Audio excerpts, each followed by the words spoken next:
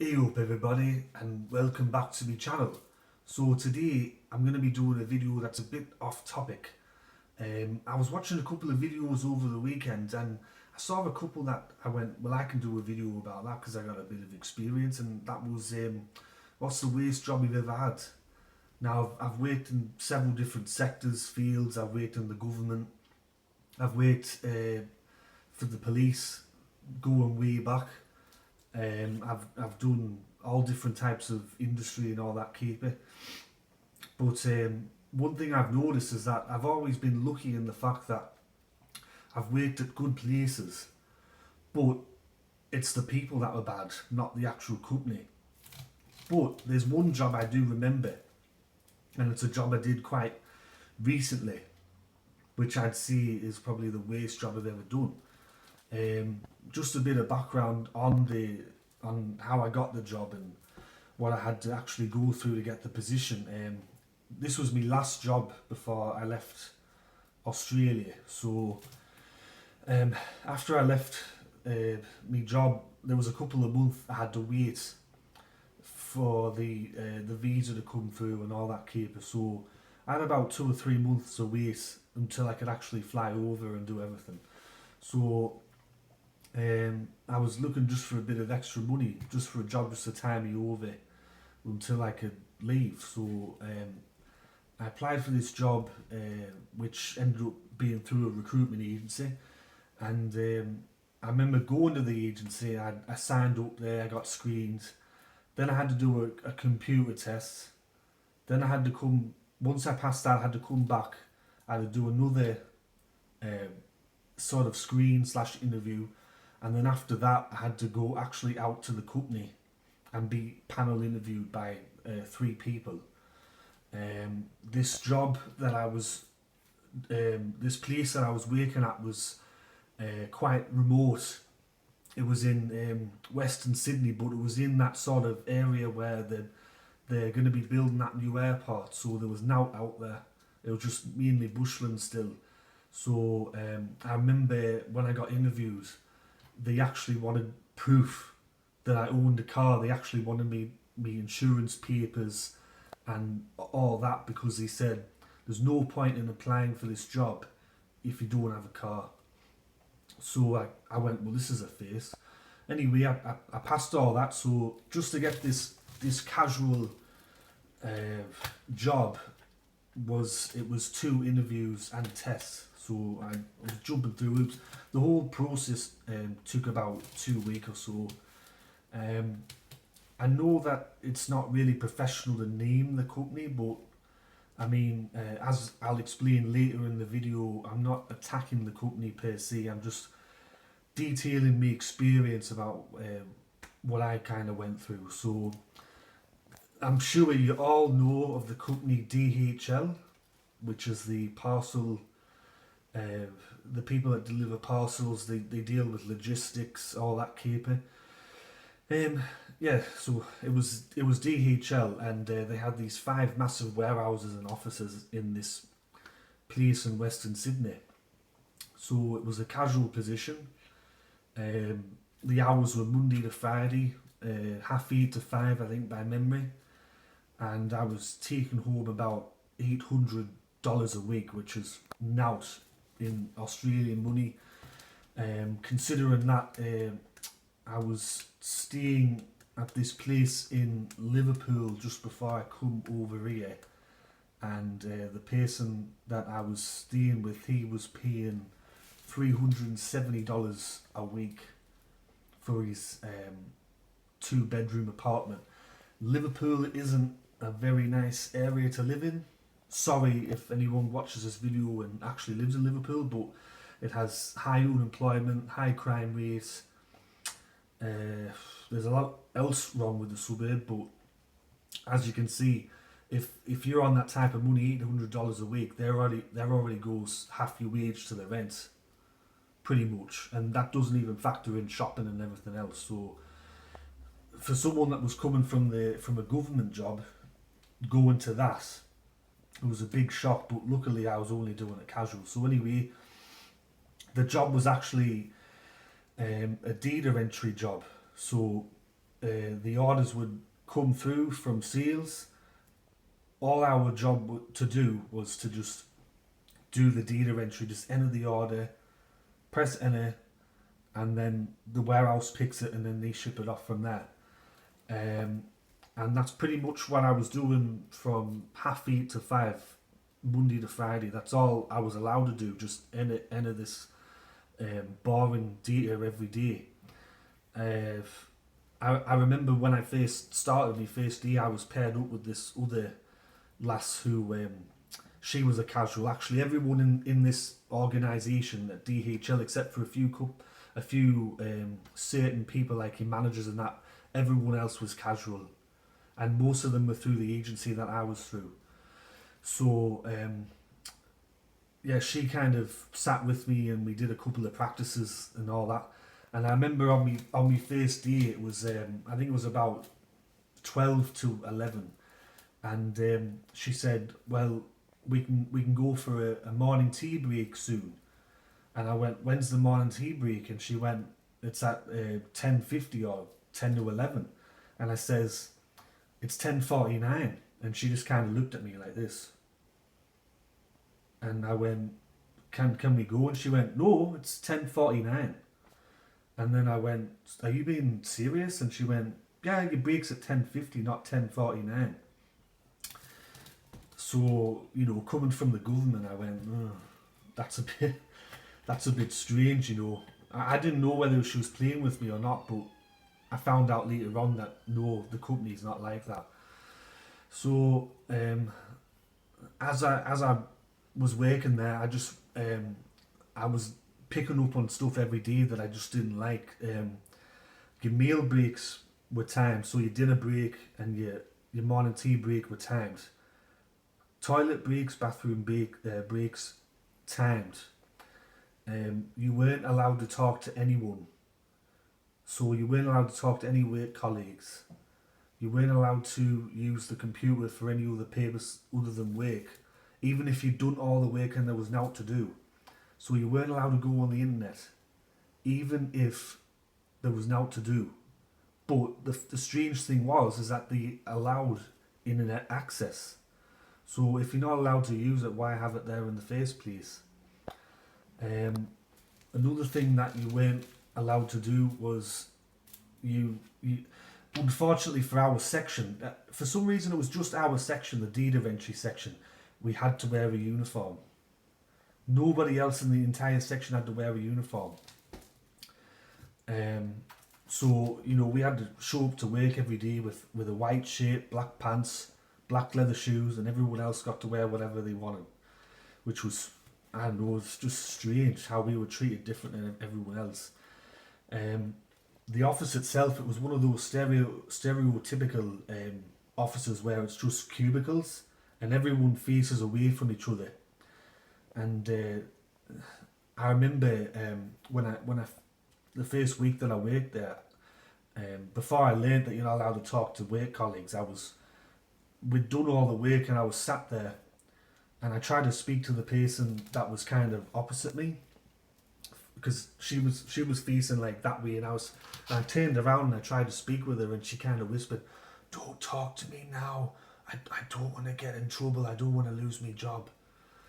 And I went, "Whoa, okay doke then." And then I went, "Well, when can I talk to you?" And she went, "I don't know, after work."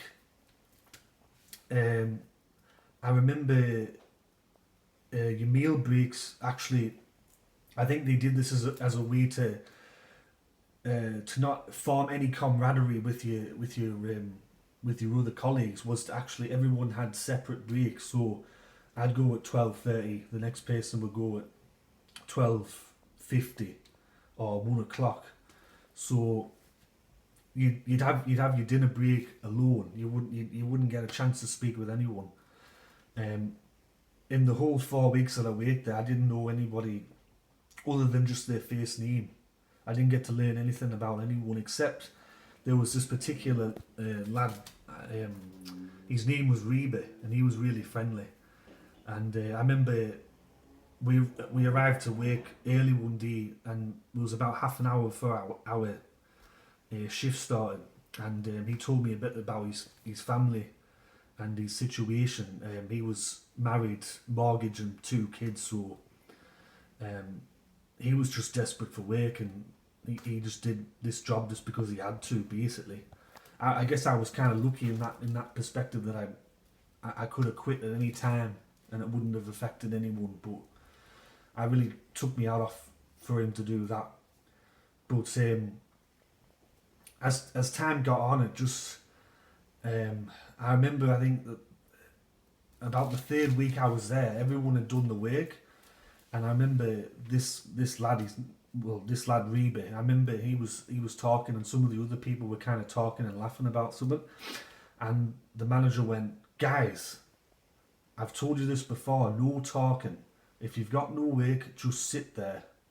Don't say nothing, and just be quiet.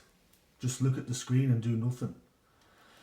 So there was that, and then the next day it happened again, and she punched the table, and she went, "Guys, I warned you yesterday, this is your last warning. No talking. If there's no work, no talking. Just sit there. I can replace any of you. You're all casual. You're all expendable. I can get new staff. So if you want to keep talking, fine, but there's the door." So I went, "Phew, fucking hell, man. This is fucking crazy." So I remember another rule was the person that was next to me, she said for the first few months, if orders come through on the printer, you just have to sit there and then I'll look at them. And if I think they're okay, I'll give them to you to do. But don't ever do any of the orders on your own free will. Even the really basic ones I wasn't allowed to touch. So she was kind of treating me like I was some sort of a fucking idiot. So I remember this was in the last week. She said, "Oh, here's an order you can do." So I did it, and then the next day I heard the manager having a go at her, and she's going, "Oh no, it was all Dean and he did it." And I went, "What?" And then the manager come to me and said, "Is this true? Did you do the order without her permission?" And I went, "No, I did it as I was told." And then the manager went off, and then they come back, and then Sharma kind of went, "You shouldn't have done that," and all that. And I went, "I didn't fucking do nout. You're trying to throw me under the bus for this order." Apparently there was an error with it, and I'd done it, and she didn't pick up on it, and it just led to that. So I remember after that I went, "Well, I've only got about a week until I fly over to England. I'm just going to fucking quit now. Like, I'm not putting up with that. I'm not putting up with being accused of that." And I phoned the agency, and I remember telling them, and they went, "Oh, we can send you somewhere else." And I went, "No thanks, I'm right." That was actually another strange thing. I remember this particular agency, I'd only been there for a couple of days, and they'd phoned me, and he says, are you all right out there? Are you happy and all that?" And I went, "Yeah, I'm happy." And they kind of went, "Are you sure you don't want to go anywhere else?" And I kind of went, "No, not at this stage."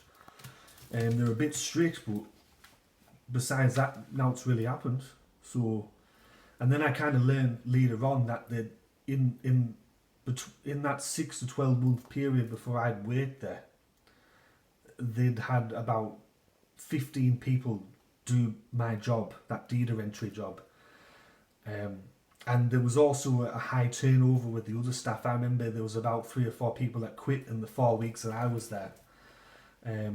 There was one person that started on the same day as me, and then the next day she didn't show up for work, she just vanished. So, actually I remember the second day that I started, one of the lasses said, "Oh, we're glad that you showed up for work today." And I went, "Well, what do you mean?" And she said, "Oh, most people only do the one day and then they leave because it's just too tough." And I went, "No, I'll stick it out, but it's just the way that they treated you at this place. It was just horrible, having the if you've done all your work, you just sit there. You're not allowed to talk to anyone. You just have to stare at the screen. the person that worked on the other side of me, she was scared. She was scared to lose her job. She just used to sit there like a robot and just look ahead. And then as soon as that printer would just lighten up, she'd just be like that and just do the order. She wouldn't talk to anyone. She was really scared about losing her job.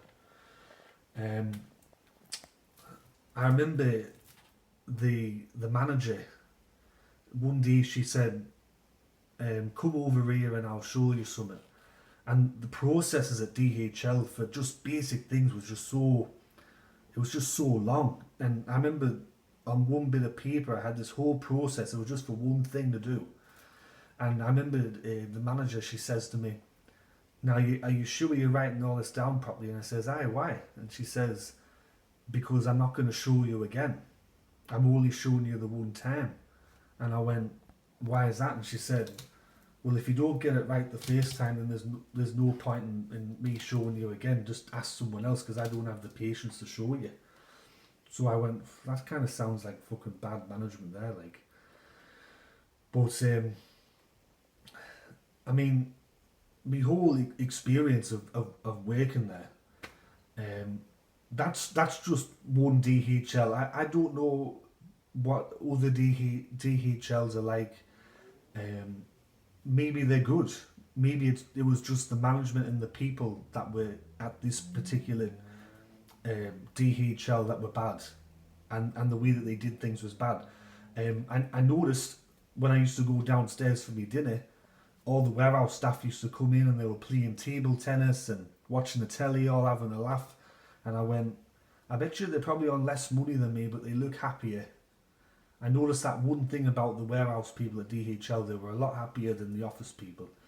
Even though we weren't on that great money either, they probably on less, probably on about $150 less a week, but they just seemed happier. So I remember when I left, I went, fuck, I should have got a job in the warehouse. But I think that's probably the worst company I've ever worked for. Just how strict they are, and there's no incentive. Even if you do the orders and you do them all perfect and you do them day after day after day, there's no bonuses, there's no overtime, there's no chance to work your way up in the company. Everyone was casual there. Everyone was miserable, pretty much. I remember when I left on my last day there, when I just phoned the agency and said, "Fuck, I've had enough." That was just like a weight off my shoulders. But at the same time, I did feel sorry for some of the people that I did work with, because I'm guessing that they had families, they had people that they had to provide for. And unfortunately, they're not in the same situation as what I was, where they could just quit whenever they wanted. I think some of them were stuck there unless they could find something better. Which I remember at the time, the job climate back then was pretty fucking shite, to be fair. Like, but anyway, that's me story about me. The worst place I've ever worked for. It was at DHL. Just want to say again that it's probably just this DHL. It might be the only one that's like this. I'm not too sure. If anyone has worked for DHL, maybe tell me what your experience was like. I'd love to know what everyone else's worst ever job was, or how did you get on? How long were you there for? Let me know in the comments below. If you like the video. Make sure that you like and subscribe, and I'll be making more videos really soon, so I'll catch you all later. Ta-ra.